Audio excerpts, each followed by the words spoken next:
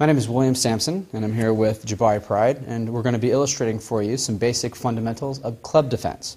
A club is a basic term that's used for any kind of blunt instrument. It could be a long stick, it could be a short stick, it could be a bottle, a pipe.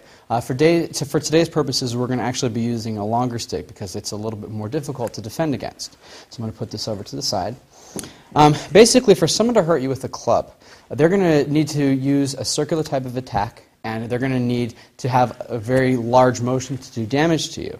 If I want to strike towards Jabari, I'm going to have to get my entire body behind it, and I'm going to have to use generally a fairly large circle to be able to create damage to his body.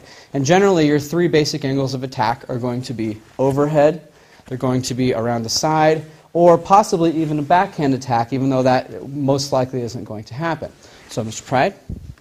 The most important thing to remember is one of the main things about Kempo is that the idea of a line defeats a circle and a circle defeats a line. If he has to attack me with the circle, I'm going to defeat it by using a line to get to him.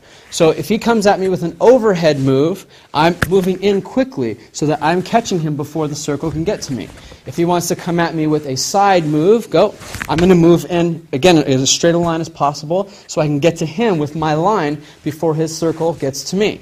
If he wants to come at me again with a backhanded move, he comes in, and again, I want to stop his arm so that I'm using that line to get in before his circle gets to me. Ideally, if I can help it, I would like to use two arms in each defense, just because of the amount of force that I'm going to be stopping.